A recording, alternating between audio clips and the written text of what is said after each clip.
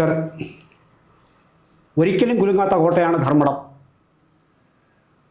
എന്നാണ് പൊതുവെ കരുതുന്നത്. വലിയ തോതിലുള്ള പിണറായി വിരുദ്ധ വികാരം അത് ഭരണവിരുദ്ധ വികാരമായി മാറുന്ന ഈ സാഹചര്യത്തിൽ ഒട്ടേറെ പേർ ഏതാണ്ട് ഇലക്ഷൻ ചെന്ന് എത്തി നിൽക്കുന്ന വൺ ആൻഡ് ഓൺലി ഈ അജണ്ട എന്ന് പറയുന്നത്, പിന്നെ പോയിൻ്റ് എന്ന് പറയുന്നത് പിണറായിസം എന്ന് പറയുന്ന സൂത്രമാണ്. ഏതെങ്കിലും തരത്തിലൊരു ചെറിയ വിള്ളലെങ്കിലും ധർമ്മടത്ത് ഈ തെരഞ്ഞെടുപ്പിൽ 2026 ഉണ്ടാകാൻ സാധ്യതയുണ്ടോ? സാറേ, nothing is impossible in politics എന്നാണ് പറയുന്നത്. ഇതൊരു തെരഞ്ഞെടുപ്പ് രാഷ്ട്രീയമാണ്. ഇവിടെ എന്ത് സംഭവിക്കാം, എന്തും സംഭവിക്കാം. ഞാൻ സാറിന് പറയാം. 1977 അടിയന്തരാവസ്ഥയ്ക്ക് ശേഷം ഇന്ദിരാഗാന്ധി ഇലക്ഷൻ പ്രഖ്യാപിക്കുമ്പോൾ ഇന്ത്യയുടെ മുന്നേ കിട്ടിയിരുന്ന ഇൻ്റലിജൻസ് റിപ്പോർട്ട് വളരെ കംഫർട്ടബിൾ മെജോറിറ്റിയിൽ റായ്ബറേലിയിൽ ഇന്ദിരയും അമേഠിയിൽ സഞ്ജയ് ഗാന്ധി ജയിക്കും എന്നായിരുന്നു. ഇന്ദിരാഗാന്ധി സർവശക്തയാണ്, നെഹ്റുവിൻ്റെ മകളാണ്, ലക്നൌവിൽ ജനിച്ചു വളർന്ന ആളാണ്, ആനന്ദ ഭവൻ നിൽക്കുന്നത് UP-യിലാണ്. അപ്പോൾ 100% സേഫ് അല്ലേ സാറേ അവിടെ? അപ്പം അവിടെ തിരഞ്ഞെടുപ്പ് നടന്നപ്പോഴേ റിസൾട്ട് വന്നപ്പോൾ ജയിച്ചത് രാജ്നാരായൺ. സാർ ആലോചിച്ച് നോക്കണം, അന്ന് ലോകം മുഴുവൻ ഞെട്ടിപ്പോയി. രാജ്നാരായൺ അവിടെ ജയിക്കുക എന്ന് പറഞ്ഞാൽ അസംഭവമായ ഒരു കാര്യമാണ്. അതുപോലെ തന്നെ 2024 പാർലമെൻറ്റ് തിരഞ്ഞെടുപ്പിൽ വാരണാസിയിൽ അനായാസമായി വിജയം നേടുമെന്നാണ് നമ്മൾ നരേന്ദ്രമോദിയുടെ കുറിച്ച് കരുതിയത്.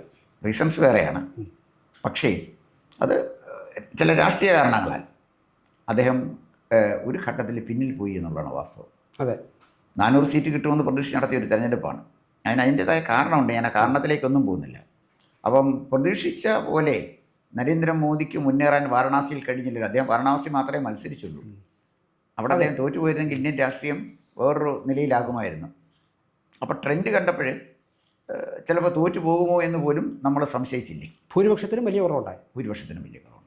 അപ്പം ആരും അങ്ങനെ അപ്രതിരോധരായ ആളുകളൊന്നും ഇല്ല സാറേ രാഷ്ട്രീയത്തിൽ. ഇതൊക്കെ ചിലരുടെ തോന്നൽ മാത്രം, അല്ലെങ്കിൽ അങ്ങനെ പ്രൊജക്റ്റ് ചെയ്യുന്നത് മാത്രമേ ഉള്ളൂ. അതുകൊണ്ട് ധർമ്മടത്ത് 100% പിണറായി വിജയൻ ജയിക്കുമെന്നൊക്കെ പറയുന്ന ധർമ്മടത്തെ വോട്ടർമാരെ അണ്ടർ എസ്റ്റിമേറ്റ് ചെയ്യുന്നതാണ്. അവിടെയും യുക്തിപൂർവ്വം ചിന്തിച്ച് വോട്ട് ചെയ്യുന്ന മനുഷ്യന്മാരുണ്ടല്ലോ അവിടെ. റായ്ബറേലിയിലുണ്ടാകാമെങ്കിൽ, വാരണാസിയിലുണ്ടാകാമെങ്കിൽ, അല്ലെങ്കിൽ അമേഠിയിലുണ്ടാകാമെങ്കിൽ എന്തുകൊണ്ട് ധർമ്മടത്തുണ്ടായിക്കൂടാ? അതുകൊണ്ട് ധർമ്മടം പിണറായി വിജയൻ മാത്രം ജയിക്കുന്നൊരു കോൺസ്റ്റിറ്റ്യുവൻസിയാണ്. അവിടെ അദ്ദേഹത്തിന് ഭൂരിപക്ഷം മാത്രം നോക്കിയാൽ മതി എന്നൊക്കെ പറയുന്നതിനോടെ ഞാൻ അങ്ങനെയൊന്നും യോജിക്കുന്നില്ല. ഞാൻ മലയാളികളെ അങ്ങനെ അണ്ടർ എസ്റ്റിമേറ്റ് ചെയ്യുന്ന ഒരാളല്ല. മലയാളിയുടെ ഇച്ഛാശക്തിയും ദീർഘവീക്ഷണവും രാഷ്ട്രീയ ബോധവും ഒക്കെ മറ്റു പല സംസ്ഥാനങ്ങളെ അപേക്ഷിച്ച് നമ്മൾ താഴെയാണ്. അതാ വാസ്തവം. പൊളിറ്റിക്കലി ഇല്ലിറ്ററേറ്റാണ് മലയാളി. അവനറിയത്തില്ല. അവൻ അന്ധമായി പോയി ചിഹ്നം കണ്ടു വോട്ട് ചെയ്യുന്ന വിവരദോഷികളാണ് മലയാളികൾ. അല്ലെങ്കിൽ കറക്റ്റ് ചെയ്യാൻ അവർ ശ്രമിക്കാറില്ല. സ്ഥാനാർത്ഥിയുടെ ക്വാളിറ്റി അവർ നോക്കാറില്ല. ഇതൊക്കെ മലയാളിയുടെ പരിമിതിയാണ്. ഈ സ്റ്റേറ്റ് നന്നാവത്തിൻ്റെ കാരണവും അതാണ്. പക്ഷേ ഇന്നത്തെ പ്രത്യേക രാഷ്ട്രീയ സാഹചര്യത്തിൽ ധർമ്മടത്ത് എന്താണ് സംഭവിക്കാൻ പോകുന്നത് വെച്ചാൽ 100% വിജയം ഉറപ്പൊന്നുമല്ല എന്ന് മാത്രമേ ഞാൻ പറയാൻ ഉദ്ദേശിക്കുന്നുള്ളൂ. സാർ, ഇപ്പോൾ കണക്കുകൾ അപ്രസക്തമാണ്. സത്യത്തിൽ ധർമ്മടം പോലുള്ള സ്ഥലത്ത് ഏതാണ്ട് സേഫാണ്. അതുകൊണ്ട് ഇപ്പം ഞാൻ എൻ്റെ കോട്ടയ്ക്കകത്ത് ഞാൻ സുരക്ഷിതനാണ്. പക്ഷേ അവിടെ ഈ ഒരു വ്യക്തി സാധാരണഗതിയിൽപ്പെട്ട MP രാഘവനൊക്കെ ചെയ്തതുപോലെ ഒരു പക്ഷേ AK ആൻ്റണി പലപ്പോഴായിട്ടത് തെളിയിച്ചിട്ടുണ്ട്. ഈ കേരളത്തിൻ്റെ ഏത് ഭാഗങ്ങളിൽ ചെന്ന് നിന്ന് പോലും വിജയിച്ച് വരാനുള്ളൊരു കഴിവുണ്ടായിരുന്നു. പക്ഷേ പിണറായി വിജയൻ അത് ഇനിയും തെളിയിക്കപ്പെടേണ്ടിയിരിക്കുന്നു. അത് അതിനകത്ത് നിന്ന് മാത്രം ഗർജിക്കുകയാണ് ചെയ്യുന്നത്. ഇപ്പോൾ ഒരു പക്ഷേ ഈ ധർമ്മടം തന്നെ നേരെ ഇതിന് മുമ്പ് ഈ തലശ്ശേരി എന്ന് പറയുന്ന ലോക്സഭ അറിയാം, തലശ്ശേരി ലോക്സഭാ മണ്ഡലത്തിൻ്റെ പരിധിയിലായിരുന്നു. പിന്നെ ഡീലിമിറ്റേഷൻ കഴിഞ്ഞിട്ട് ധർമ്മടം മണ്ഡലം രൂപീകൃതമാകുന്നു. അവിടുത്തെ കണക്കുകൾ പോലും നമ്മൾ കേവലമായ കണക്കുകൾ മാത്രമാണ്. പക്ഷേ എങ്കിൽ പോലും ഈ കോട്ടയിൽ ഇപ്പോൾ തന്നെ കണ്ണൂർ ജില്ലയിൽ തന്നെ പല അപശബ്ദങ്ങൾക്ക് അന്ന് പറയാൻ പറ്റുന്നില്ല. ഈ ശബ്ദങ്ങളായിരിക്കാം ഒരു പക്ഷേ നാളെ ശരിയായ ശബ്ദങ്ങളായി മാറുന്നത്. ഈ എതിർപ്പുകൾ പലപ്പോഴും ഉണ്ടായി തുടങ്ങിയിരിക്കുന്നു.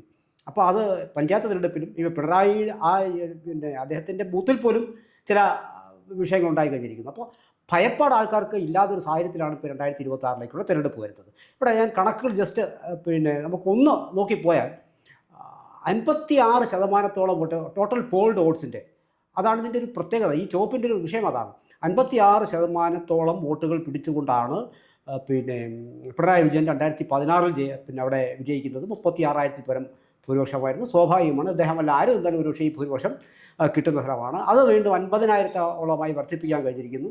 അവിടെ അദ്ദേഹത്തിന് 59% ഭൂരിപക്ഷമാണ് കിട്ടുന്നത്. അവിടെ ബി ജെ പിക്ക് വളരെ നാമമാത്രമായ പിന്നെ വോട്ടുകളാണ്, 14,000 വോട്ടുകളാണ്, 14-12 അപ്പോൾ പക്ഷേ സാഹചര്യങ്ങൾ മാറി നിൽക്കുന്നു. ഈ ധർമ്മടത്തുകാർ പോലും ധർമ്മസങ്കടത്തിലാണ് എന്നാണ് പലപ്പോഴും പറയുന്നത്. പിന്നെ എന്തെങ്കിലും ഒരു മാറ്റം സാറിപ്പോൾ പറഞ്ഞ 2016-ലെ 2016-ലും 2016-ലെ നിയമസഭാ തെരഞ്ഞെടുപ്പ് 21-ലെയും പറഞ്ഞു. 21-ലെ അപ്പോൾ 2019-ലെ പാർലമെന്റ് തെരഞ്ഞെടുപ്പ് എന്ന് പറയാം. പാർലമെന്റ് തെരഞ്ഞെടുപ്പിൽ ഇത് തന്നെയാണ് അവസ്ഥ. വലിയ വ്യത്യാസങ്ങളില്ല, വ്യത്യാസം വന്നില്ല. അവസ്ഥകളാണ്. വലിയ വ്യത്യാസങ്ങളൊക്കെ എടുത്തു പറയത്തക്ക പാർലമെന്റ് ആയതുകൊണ്ടുള്ള വ്യത്യാസം മാത്രമേ സംഭവിച്ചിട്ടുണ്ടായിരുന്നുള്ളൂ. അല്ലാതെ വലിയ വ്യത്യാസങ്ങളൊന്നും അവിടെ വരുന്നില്ല. ഇപ്പം ലോക്കൽ ബോഡി തെരഞ്ഞെടുപ്പിലും വലിയ പ്രശ്നങ്ങളൊന്നുമില്ലാതെ, പരിക്കുകളില്ലാതെ നമുക്ക് പറയാൻ പറ്റുള്ളൂ. അല്ല, ലോക്കൽ ബോഡി ഇലക്ഷൻ എന്ത് വ്യത്യാസം? കൃത്യമായ കണക്കുകൾ നമ്മുടെ കൈവശം ഇല്ല. പക്ഷേ പരിക്കുകളില്ലാതെ രക്ഷപ്പെട്ടു എന്നുള്ളതാണ്. ലോക്കൽ ബോഡി ഇലക്ഷന് 2021-ലെ ഭൂരിപക്ഷം കൂടിയോ? ഭൂരിപക്ഷം ഭയങ്കര കൂടി. 16 വെച്ച് നോക്കുമ്പോൾ പിന്നെ 50,000 36-ൽ നിന്നും 14,000 വോട്ടുകൾ വർദ്ധിപ്പിച്ചിട്ടാണ് അദ്ദേഹം ഈ ഇരുപത്തി നിൽക്കുന്നത്. ഇവിടെ നമ്മുടെ ചോദ്യം എന്ന് പറയുന്നത് 2019-ലെ 2021-ലെ ഏറ്റവും അധികം ഭൂരിപക്ഷം കിട്ടിയത് KK ശൈലജയ്ക്കാണ്. അതിനെക്കാട്ടി പുറകിലല്ലേ? അതിനെക്കാട്ടി പുറകിലാണ് പിണറായി വന്നത്. അപ്പോൾ അവർക്ക് സ്ഥാനം നഷ്ടപ്പെടാനും ഒരു കാരണം അതായിരുന്നു. ഞാൻ സാറിൻ്റെ ഒരു കാര്യം പറയാം. 1977-ൽ EM ശങ്കരൻ നമ്പൂതിരിപ്പാട് ആലത്തൂരിൽ മത്സരിക്കുന്നു. അദ്ദേഹത്തിൻ്റെ എതിർ സ്ഥാനാർത്ഥിയായിട്ട് വന്നത് VS വിജയരാഘവനാണ്, കോൺഗ്രസിൻ്റെ നേതാവ്. 35 വയസ്സ് മാത്രമേ വിജയരാഘവന് പ്രായമുള്ളൂ. അദ്ദേഹത്തിൻ്റെ കന്യാംഗമാണോ എന്ന് പോലും എനിക്ക് സംശയമുണ്ട്. ആ തെരഞ്ഞെടുപ്പിൽ കമ്മ്യൂണിസ്റ്റ് പാർട്ടി കൊടുത്ത കണക്ക്, ഓരോ വീടുകളും കയറി ഇറങ്ങി അവരെ കൊടുത്ത കണക്കനുസരിച്ച് 30,000 വോട്ടിൻ്റെ ഭൂരിപക്ഷത്തിൽ 30,000 വോട്ടിൻ്റെ ഭൂരിപക്ഷത്തിൽ EMS ജയിക്കും. പാർട്ടി കേഡർ കൊടുത്ത കണക്കാണ്, അന്നത്തെ കേഡറാണ്. കണക്ക് എത്രമാത്രം കൃത്യമാണ് എന്ന് നമുക്കറിയാം. വളരെ കൃത്യമായിട്ട് പഠിച്ചിട്ടാണ് പറഞ്ഞത് EMS 30,000 വോട്ടിന് ആലത്തൂരിൽ ജയിക്കും എന്ന്. റിസൾട്ട് വന്നപ്പോൾ എത്ര വോട്ടിനാണ് ജയിച്ചതെന്നറിയോ? 1999 വോട്ടിന് 2000 വോട്ട് തികച്ച് ഭൂരിപക്ഷം പിടിക്കാൻ EMSന് കഴിഞ്ഞില്ല. ഈ ഇലക്ഷൻ്റെ റിസൾട്ട് കഴിഞ്ഞപ്പോൾ EM ശങ്കരൻ നമ്പൂതിരിപ്പാട്, അദ്ദേഹം വളരെ പരിണതപ്രജ്ഞനായ നേതാവാണ്, അദ്ദേഹം പറഞ്ഞ് ഈ തെരഞ്ഞെടുപ്പിൽ സത്യത്തിൽ ശരിക്കും വിജയിച്ചത് വിജയരാഘവനാണ്. ഇതായിരുന്നു EMS. അത് അക്സെപ്റ്റ് ചെയ്തു EMS. പിന്നീട് ചെയ്തൊരു കാര്യം, പിന്നീട് ഒരിക്കലും EMS തിരഞ്ഞെടുപ്പ് കളരിയിൽ ഇറങ്ങിയിട്ടില്ല. EMSൻ്റെ തെരഞ്ഞെടുപ്പിൽ അപ്പോൾ 1000 വോട്ട് വിജയരാഘവൻ പിടിച്ചിരുന്നെങ്കിലോ EMS തോക്കില്ലേ? ഇന്ദിരാഗാന്ധി തോറ്റതുപോലെ EMS തോക്കില്ലേ? കരുണാകരൻ ഇവിടെ തോറ്റില്ലേ സാറേ? കെ കരുണാകരൻ സർവശക്തനാണ് എന്ന് കോൺഗ്രസ്സുകാർ കരുതുന്ന കെ കരുണാകരൻ ഇവിടെ തോറ്റിട്ടില്ലേ? അപ്പോൾ ഇത് ഞാൻ ചോദിക്കുന്നത്, തോൽവിയൊന്നും ഏക്കാതെ ഒരു പ്രത്യേക ജനസിൽപ്പെട്ട ആളുകളാണ് ഇവിടുത്തെ കമ്മ്യൂണിസ്റ്റുകാരൊക്കെ. അങ്ങനെയൊന്നുമല്ല. ഇത് പിന്നെ സംഭവിക്കുന്ന എന്താണെന്ന് ചോദിച്ചാൽ, മലബാറിലെ ചില പ്രത്യേക കോൺസ്റ്റിറ്റ്യുവൻസികളിൽ അവർ വളർത്തിയെടുത്ത രാഷ്ട്രീയം, ആ രാഷ്ട്രീയത്തിൻ്റെ ഭാഗമായിട്ട് അവർ നേടുന്ന വിജയമാണത്. അത് ആളുകൾ ആട്ടിൻകുട്ടിയെ തെളിച്ചു കൊണ്ടുപോകുന്നത് പോലെ പോളിംഗ് ബൂത്തിലേക്ക് കൊണ്ടുപോകുന്നു, വോട്ട് ചെയ്യുന്നു. സാർ ഒരു കാര്യം കൂടെ മനസ്സിലാക്കണം. SIRന് ശേഷം ഉണ്ടായ മാറ്റം കൂടെ സാറ് പരിഗണിക്കണം. കാരണം ഇതിലെ പലതും ഫാബ്രിക്കേറ്റഡ് ആണ് വോട്ട്. കള്ളയോട്ടുണ്ടെന്നുള്ള കാര്യം ആർക്കാ സാറേ അറിയാത്തത്? ഇതൊക്കെ വളരെ കൃത്യമായ കാര്യം. എന്നുവെച്ചാൽ ധർമ്മടത്ത് ജയിച്ച കള്ളയോട്ടുണ്ടെന്നല്ല ഞാൻ പറഞ്ഞത്. കള്ളയോട്ട് കേരളത്തിൽ വ്യാപകമായിരുന്നത് സ്വാഭാവികമായും ധർമ്മടത്തും വരണമല്ലോ, അതേ ഞാൻ ഉദ്ദേശിച്ചുള്ളൂ. അതുകൊണ്ട് ധർമ്മടത്ത് തീർച്ചയായിട്ടും പിണറായി വിജയൻ ജയിക്കാൻ 99% സാധ്യതയുള്ളപ്പോഴും തോക്കാൻ 1% സാധ്യതയുണ്ടെന്ന് മാത്രമേ ഞാൻ സാറിന് പറഞ്ഞുള്ളൂ. സാർ ഇപ്പോൾ കുറച്ച് മുമ്പ് പിന്നെ ഒരു ചോദ്യം ചോദിച്ചിരുന്നു. അതായത് ലോക്സഭാ ഇലക്ഷനിൽ എങ്ങനെയാണിത് പിന്നെ ഒരു മാറ്റം വല്ലതും ഉണ്ടായിരുന്നു. അപ്പോൾ ഞാനത് കൃത്യമായ കണക്കുകൾ തന്നെ പറയാം. ലോക്സഭ ആയതുകൊണ്ടുള്ള മാറ്റമാണ് സംഭവിച്ചതെന്നാണ്. മുൻകാലങ്ങളും അങ്ങനെ തന്നെയായിരുന്നു. ഇപ്പോൾ ധർമ്മടത്തിൽ കണ്ണൂരിൽ കെ സുധാകരനായിരുന്നല്ലോ അന്ന് മത്സരിക്കുന്നത്. അദ്ദേഹത്തിന് നല്ല തോതിൽ വർദ്ധിപ്പിക്കാൻ കഴിഞ്ഞിട്ടുണ്ടായിരുന്നു. അതായത് 43,000 MV ജയരാജൻ അന്നവിടെ മത്സരിക്കുന്ന സമയത്ത് പിടിച്ചപ്പോൾ 69 സുധാകരന് പിടിക്കാൻ കഴിഞ്ഞിരുന്നു. അത് ശരിയ കാര്യമല്ല. അതൊരു ചെറിയ കാര്യമല്ല, അല്ല ചെറിയ കാര്യമല്ല. അപ്പോഴും സാർ അത് ഇത് നേരെ നിയമസഭയിലേക്ക് വരുമ്പോൾ വേറൊരു രൂപത്തിലാണ് അവിടെ തെളിയുന്നത്. പക്ഷെ ലോക്സഭയിൽ മാത്രമാണ് ഈ ഒരു, അപ്പോൾ ജനം മാറാൻ സന്നദ്ധരാണ് എന്നുള്ളതിന് ആണ് ഈ ഭൂരിപക്ഷം. സാറേ, ഈ വോട്ട് ചെയ്ത ജനം തന്നെ അല്ലേ കൈപ്പത്തിയിൽ കൊണ്ട് കോൺഗ്രസിന് വോട്ട് ചെയ്തതും? അതെ. അരിവാൾ ചുറ്റിയ നക്ഷത്രത്തിൽ MV ജയരാജൻ വോട്ട് ചെയ്തു അല്ലേ? അതെ. അപ്പം ജനം ചിഹ്നം നോക്കി വോട്ട് ചെയ്യുന്ന ജനത്തിൻ്റെ ബോധപൂർവം തന്നെ അല്ലേ സാറേ പിന്നെ സുധാകരൻ വോട്ട് കൂടിയത്? അജ്ഞത കൊണ്ടുണ്ടായതല്ലല്ലോ. അല്ല. അതിനർത്ഥം എന്താണെന്ന് വെച്ചാൽ അത്ര സേഫ് ഒന്നുമല്ല ഒരു കോൺസ്റ്റിറ്റ്യുവൻസിയും കേരളത്തിലേന്ന്. പിന്നെ സാർ ഒരു കാര്യം കൊണ്ട് മനസ്സിലാക്കണം, കണ്ണൂർ ഇന്ന് ചെത്തുപെട്ടിരിക്കുന്ന ഒരു സ്ഥിതിയെക്കുറിച്ചുള്ള സാർ മനസ്സിലാക്കണം. കണ്ണൂരെ പാർട്ടി കേഡറിൻ്റെ മുറയിൽ പോയിരിക്കുന്നു. കാരണം കണ്ണൂരെ ഒരു രാഷ്ട്രീയ അന്ധവിശ്വാസിയായ ഒരു പാർട്ടി വിശ്വാസിയാണ് ഈ TK ഗോവിന്ദൻ എന്നാണ് ഒരു പ്രമുഖനായ നേതാവ് പറഞ്ഞത്. കാരണം കണ്ണോടച്ചങ്ങ് രാഷ്ട്രീയത്തെ വിശ്വസിക്കുക, പാർട്ടിയെ വിശ്വസിച്ചിരിക്കുക. ആ TK ഗോവിന്ദനാണ് കലാപക്കൊടി ഉയർത്തിയിരിക്കുന്നത്. ആർക്കെതിരെ? MV ഗോവിന്ദൻ്റെ ഭാര്യയുടെ സ്ഥാനാർത്ഥിത്വത്തിൻ്റെ പാർട്ടിയുടെ ആദ്യത്തെ ഒരു ചരിത്രം സാർ ആലോചിക്കും. ഇത് കോൺഗ്രസ്സിലായിരുന്നുവെങ്കിൽ ഇപ്പം പിന്നെ VD സതീശൻ അല്ലെങ്കിൽ K സുധാകരൻ അവരുടെ ഭാര്യമാരെ നിർത്താനായിട്ട് തീരുമാനിക്കുകയായിരുന്നെങ്കിൽ, അവരുടെ ആരുടെങ്കിലും ഒരു തൻ്റെ ഭാര്യയെ നിർത്താൻ തീരുമാനിച്ചായിരുന്നെങ്കിൽ നമ്മുടെ മീഡിയ ഇങ്ങനെയായിരുന്നു കൈകാര്യം ചെയ്യുന്നത്. വലിയ വിവാദവും പ്രശ്നങ്ങളും ഉണ്ടാകത്തില്ലായിരുന്നു സാറേ. ഗോവിന്ദൻ മാസ്റ്റർ അദ്ദേഹത്തിൻ്റെ ഭാര്യയെ തന്നെ തളിപ്പറമ്പയിൽ മത്സരിക്കണമെന്ന് നിർബന്ധം പിടിക്കുന്നതിൻ്റെ റീസൺ എന്താണ്? അതിന് റീസൺ വേണ്ടേ? അതിന് റാഷണൽ വേണ്ടേ? അവർ മാത്രമേ ഉള്ളൂ മഹിളാ സംഘത്തിന് പ്രവർത്തിച്ച ആൾ. സുകന്യ പ്രവർത്തിച്ചില്ലേ? TK ഗോവിന്ദൻ്റെ ഭാര്യ രമണിയും പ്രവർത്തിച്ച ആൾ. ഇവരെല്ലാം ഈക്വലി ക്വാളിഫൈഡാണ്. അതെ, ഈക്വലി ക്വാളിഫൈഡ് ആയിട്ടുള്ള ആളുകൾ വരുമ്പോൾ ഒരാളെ തിരഞ്ഞെടുക്കാൻ ഗോവിന്ദൻ മാസ്റ്ററുടെ ഭാര്യയ്ക്ക് എന്തെങ്കിലും ഒരു അഡീഷണൽ ബെനിഫിറ്റ് വേണം. അതില്ലല്ലോ. മറ്റേ രണ്ടുപേരും വിവാദത്തിൽപ്പെട്ട ആളുകളല്ല. അവിടെ പിന്നെ ആന്തൂര് സാജൻ ആത്മഹത്യ ചെയ്തത്. സാജൻ CPM കാരനാണ് സാജൻ. ആ സാജൻ ആത്മഹത്യ ചെയ്യാൻ കാരണക്കാരി PK ശ്യാമളയാണെന്നല്ലേ പറയുന്നത്? എന്തോ ആരോപണം ഞാൻ പറഞ്ഞത്. അത്തരം ആരോപണം പിന്നെ സുകന്യക്കെതിരെ ഉണ്ടോ? അത്തരം ആരോപണം രമണിക്കെതിരെ ഉണ്ടോ? ഇല്ലല്ലോ. അവരെ രണ്ടുപേരെ ഒഴിവാക്കി നിർത്തി PK ശ്യാമളയെ നിർത്താൻ എന്ത് അഡീഷണൽ ക്വാളിഫിക്കേഷനാണ് സാറേ PK ശ്യാമളയ്ക്കുള്ളത്? ഇത് കോമൺ സെൻസുള്ള ആളുകൾ ചിന്തിക്കും. പിന്നെ ഈ പഴയ കണ്ണും അടച്ചു പോയി ചിഹ്നത്തിൽ വോട്ട് ചെയ്യുന്ന പമ്പരവിട്ടികളായ ഒരു ജനതയുടെ കാലഘട്ടം കഴിഞ്ഞ് സാറേ. ഇന്ന് ഇൻഫർമേഷൻ കമ്മ്യൂണിക്കേഷൻ ടെക്നോളജി യുഗത്തിൽ ജീവിക്കുകയാണ്. ആർട്ടിഫിഷ്യൽ ഇൻ്റലിജൻസിൻ്റെ യുഗത്തിൽ ജീവിക്കുന്ന ചെറുപ്പക്കാരില്ലേ അവിടെ? അവർ ചിന്തിക്കില്ലേ? കഴിഞ്ഞ പ്രാവശ്യം, അതായത് 921 പിണറായി വിജയന് വോട്ട് ചെയ്ത ആളുകളിൽ എത്ര പേര് മരിച്ചുപോയി, അതിനുശേഷം വോട്ടേഴ്സ് ലിസ്റ്റിൽ എത്ര പേര് പുതിയത് ചേർന്നു, അത് നമ്മൾ പരിഗണിക്കണ്ടേ? അവരുടെ ചിന്താശേഷിയെ നമ്മൾ വിലമതിക്കണ്ടേ? അതുകൊണ്ട് ധർമ്മടം എന്ന് പറയുന്നിടത്ത് കണ്ണുമടച്ചു പോയി അങ്ങ് വോട്ട് ചെയ്യും എന്ന് പറയുമ്പോൾ അവിടുത്തെ വെറും വിട്ടികളാണ് ആളുകൾ. അങ്ങനെ വിട്ടികളെല്ലാം നല്ല അവർ MV ജയരാജൻ്റെയും K സുധാകരൻ്റെയും തെരഞ്ഞെടുപ്പിൽ മാറി മാറി വോട്ട് ചെയ്ത് അവർ തെളിയിച്ചത്.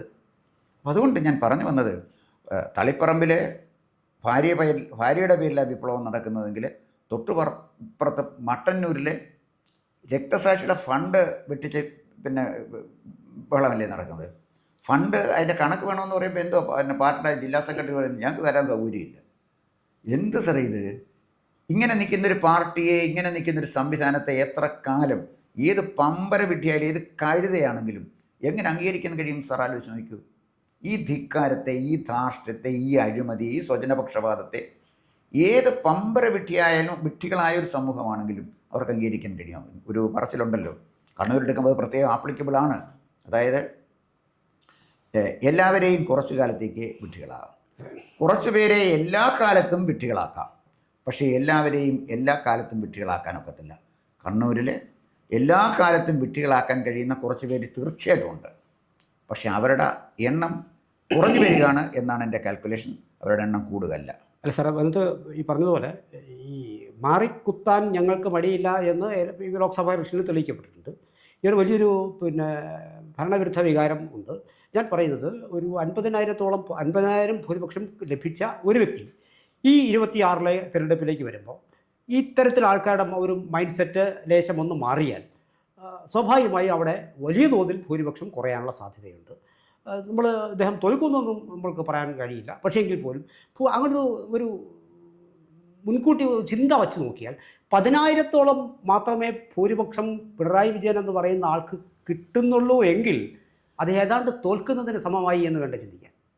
തീർച്ചയായും അതാണ് ഞാൻ സാറിനോട് പറഞ്ഞത്. പിണറായി വിജയൻ 99% ജയിക്കും, 1% തോക്കും എന്ന് ഞാൻ പറഞ്ഞത് വളരെ ആലോചിച്ചിട്ട് പറഞ്ഞ കാര്യമാണ്. കാരണം അവിടുത്തെ മനുഷ്യരുടെ ഇച്ഛാശക്തിയും അവരുടെ വിജ്ഞാനത്തെയും അവരുടെ എക്സ്പീരിയൻസിനെയും ഒക്കെ പരിഗണിച്ചാണ് പറയുന്നത്. അപ്പോൾ അങ്ങനെ വോട്ട് ചെയ്യുന്ന ആളുകളുണ്ട് വിട്ടികളാണ് സാറേ, കഴുതകളാണ്. ഒരു മെറിറ്റും നോക്കാതെ ഒരാൾക്ക് വേണ്ടി ദിവസവും പോയി വോട്ട് ചെയ്തുകൊണ്ടിരിക്കുന്ന ആളുകളുണ്ടെങ്കിൽ അവർ ജനാധിപത്യത്തിന് ബാധ്യതയാണ്, അപമാനമാണ്. മെറിറ്റ് നോക്കി വോട്ട് ചെയ്തോ കുഴപ്പമില്ല. പക്ഷെ അതുകൊണ്ട് ഞാൻ ഈ പറഞ്ഞത് അത്തരം ആളുകൾക്ക്, അതായത് പഴയ ഞാൻ പറഞ്ഞല്ലോ എല്ലാ കാലത്തും വിട്ടികളാകാൻ ജനിച്ച് വളർന്ന് തയ്യാറായിട്ട് നിൽക്കുന്ന ആളുകളുടെ എണ്ണം കുറഞ്ഞു വരികയാണ്. അത് സാർ, ലോക്സഭാ ഇലക്ഷനിലേക്ക് മുന്നോട്ട് വരാൻ കോൺഗ്രസിന് സാധിക്കുകയും അത് നിയമസഭയിലേക്ക് വരുമ്പോൾ അത് ഇച്ചിരി ബുദ്ധിമുട്ടാവുകയും ചെയ്യുന്ന ഒരു സാഹചര്യം മുന്നിൽ കണ്ടുകൊണ്ടാകാം ഒരുപക്ഷേ കോൺഗ്രസ് ഇനി പിണങ്ങി നിൽക്കുന്ന നേതാക്കൾക്ക് പോലും അല്ലെങ്കിൽ അണികൾക്ക് ഞങ്ങളുണ്ട് എന്നൊരു മെസ്സേജാണ് ഒരുപക്ഷേ ടി കെ ഗോവിന്ദൻ്റെയും കുഞ്ഞുകൃഷ്ണൻ്റെയും കൊടുത്തിട്ടുള്ള ആ ഒരു പിന്തുണ എന്ന് പറയുന്നത്. അപ്പോൾ അതിൽ കൂടി ഇനിയും ആൾക്കാർ ആ കോട്ട പിളർത്താനുള്ള ഒരു ശ്രമം കൂടിയാണെങ്കിൽ ഒരുപക്ഷെ നാളെ പിന്നെ കണ്ണൂർ കോട്ട ഇളകാനുള്ള സാധ്യതയുണ്ട്. അങ്ങനെ ഒരു പിന്തുണയ്ക്ക് വോട്ടായി മാറാനുള്ള സാധ്യത ഇപ്പോൾ നിലവിൽ വന്നേക്കാം എന്നാണ് സാറ് പറയുന്നത്. സാറേ, കണ്ണൂരെ കോട്ട ഇളകി തുടങ്ങി. സാർ സംശയിക്കേണ്ട, ടി കെ ഗോവിന്ദൻ വളരെ സീനിയർ നേതാവാണ്. അതെ. കുഞ്ഞികൃഷ്ണൻ പിന്നെ ഏരിയ കമ്മിറ്റി സെക്രട്ടറി ആയിട്ടിരുന്ന ആളാണ്. ഒരാരോപണവും കുഞ്ഞികൃഷ്ണനെതിരായിട്ട് പറയാൻ പറ്റിയിട്ടില്ല. വർഗ്ഗവഞ്ചകൻ ആർക്കും എതിരെ പറയാവുന്നൊരു വാക്കാണല്ലോ വർഗ്ഗം. എന്തോ വർഗ്ഗമാണ്? അതാണ് സുധാകരൻ ചോദിച്ചത്, ഏത് വർഗ്ഗമാണ്? പൊളിറ്റിക്കൽ ക്രിമിനലിൻ്റെ വർഗ്ഗമാണ് നിങ്ങൾ. ഞാൻ വർഗ്ഗത്തിനെ വഞ്ചിക്കാനാണ് ഞങ്ങൾ തയ്യാറായിട്ട് നിൽക്കുന്നത്. ഇവിടെ സ്വജനപക്ഷപാതത്തിനെ സഹായിക്കുന്ന അതിനുവേണ്ടി നിലകൊള്ളുന്ന വർഗ്ഗമാണ് നിങ്ങൾ, അതിൻ്റെ പ്രതിയാണ് താങ്കൾ എന്നല്ലേ എം വി ഗോവിന്ദനോട് ടി കെ ഗോവിന്ദൻ പറയുന്നത്? അതല്ലേ ആ വർഗ്ഗം? അതല്ലേ കുഞ്ഞികൃഷ്ണൻ്റെ അടുത്തേക്ക് പോയി കഴിഞ്ഞാൽ എന്താ കുഞ്ഞികൃഷ്ണൻ പറയുന്നത്? കണക്ക് ചോദിച്ചാൽ അവൻ വർഗ്ഗവഞ്ചകനാകുമെങ്കിൽ ഞാൻ നാളെയും കണക്ക് ചോദിക്കും. അപ്പോൾ ഒരുതനെ വർഗ്ഗവഞ്ചകനാകുന്നത് ഭാര്യയെ സ്ഥാനാർത്ഥിയാക്കിയ ചോദ്യം ചെയ്താൽ വർഗ്ഗവഞ്ചകനാകും. പിരിച്ച രക്തസാക്ഷിയുടെ ഫണ്ട് പിരിച്ചത് ചോദ്യം ചെയ്താൽ അവൻ വർഗ്ഗവഞ്ചകനാകും. എത്ര കാലം ഈ ഫിലോസഫിക്ക്, ഈ ദർശനത്തിന് കണ്ണൂർ നിലനിൽക്കാൻ കഴിയും എന്നുള്ളതാണ്, ആ ചോദ്യത്തിനാണ് ഉത്തരം കണ്ടതുള്ളത്. എന്തായാലും കാത്തിരുന്ന് കാണാം സാർ. കൂടുതൽ വാർത്തകളും വിശേഷങ്ങളും നേരിട്ട് ലഭിക്കാൻ ജനങ്ങളിൽ നിന്ന് ജനങ്ങളിലേക്ക് ജനഭൂമി ന്യൂസ് സബ്സ്ക്രൈബ് ചെയ്യൂ. ബെൽ ബട്ടൺ അമർത്താനും മറക്കരുത്.